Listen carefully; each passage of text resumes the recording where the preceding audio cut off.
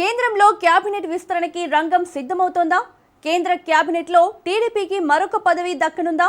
CM Chandrababu కేంద్ర మంత్రి అమిత్ షాతో భేటీలో కేంద్ర మంత్రి పదవి ఎవరికి ఇవ్వాలనేది ఫిక్స్ చేసేశారా? బీజేపీతో కూటమిలో ఉన్న టీడీపీకి ఇప్పటికే 2 కేంద్ర మంత్రి పదవులు దక్కడంతో ఇప్పుడున్న రాజకీయ సమీకరణాలతో మరొకరికి అవకాశం రానుందా? ఇప్పుడు టీడీపీ ఎంపీల్లో ఎవరిని కేంద్ర మంత్రి పదవి వరించబోతుందనే చర్చ పొలిటికల్ సర్కిల్స్ లో మొదలైందట.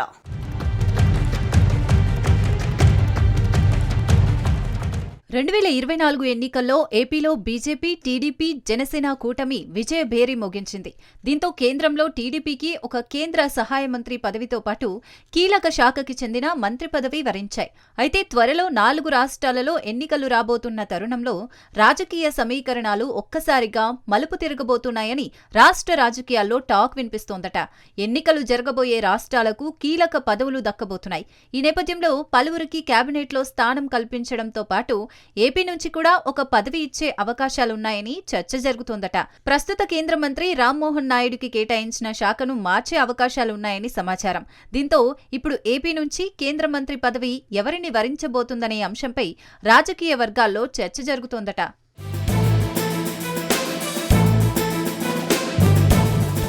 ఇప్పటికే కేంద్రంలో ఒక ఓసీ, ఒక బీసీ మంత్రులున్న నేపథ్యంలో ప్రస్తుతం సామాజిక సమీకరణాలపై టీడీపీ అధిష్టానం దృష్టి పెట్టిందట.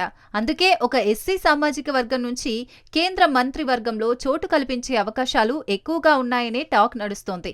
రాయలసీమ ప్రాంతం నుంచి కేంద్ర కేబినెట్లో స్థానం కల్పించే ఆలోచనలో ఉన్నాయని పొలిటికల్ సర్కిల్స్ లో జోరుగా చర్చ జరుగుతోందట. ప్రధానంగా చిత్తూరు జిల్లా ఎంపీని కేంద్ర కేబినెట్లోకి పంపిస్తే రాయలసీమ ప్రాంతం మరింత అభివృద్ధి జరగడంతో పాటు టీడీపీపై ప్రస్తుతం ఉన్న వ్యతిరేకత పోయే అవకాశాలుంటాయని రాజకీయ విశ్లేషకులు భావిస్తున్నారట. సామాజిక సమీకరణాలు దృష్టిలో పెట్టుకుంటే మాత్రం రాయలసీమకే ఆ పదవి ఇస్తే సరైన నిర్ణయం అవుతుందని పొలిటికల్ సర్కిల్స్ లో చర్చ నడుస్తుందట. నెల్లూరు, ఒంగోలు నుంచి 2 పేర్లు తెరపైకి రాగా మచిలీపట్నం నుంచి కూడా పరిశీలించినప్పటికీ సామాజిక సమీకరణాల దృష్ట్యా ఆచరణలోకి వచ్చే అవకాశాలు లేవని కూటమిలో చర్చ జరుగుతోందట.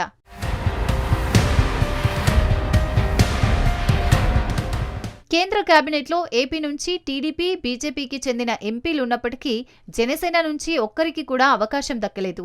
దీనికి కారణం ఆ పార్టీ అధినేత కేంద్ర మంత్రివర్గంలో ఎక్కువ ఇంట్రెస్ట్ చూపించలేదట. అందుకే జనసేనకి కేంద్ర కేబినెట్లో స్థానం కల్పించలేదని సమాచారం. జనసేన అధినేత పవన్ సోదరుడు నాగబాబుని తొలుత కేంద్రంలోకి పంపించే ఆలోచనలు చేశారని, కానీ కొన్ని అనివార్య కారణాలతో అది సాధ్యం కాలేదట. ఇక కేంద్ర పదవుల్లో టీడీపీకి అవకాశం కల్పించే ఛాన్సెస్ ఎక్కువగా ఉండటంతో చంద్రబాబు హుటాహుటిన ఢిల్లీలో కేంద్ర మంత్రి అమిత్ షాతో భేటీ అయ్యారని సమాచారం. కేంద్ర కేబినెట్ విస్తరణ అతి త్వరలో జరగబోతున్న నేపథ్యంలో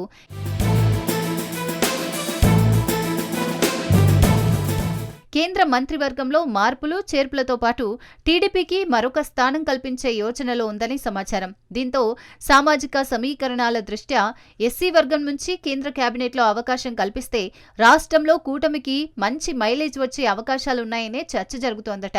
మరి త్వరలో జరగబోయే కేంద్ర కేబినెట్లో ఎవరికి అవకాశం దక్కబోతుందో వేచి చూడాల్సిందే.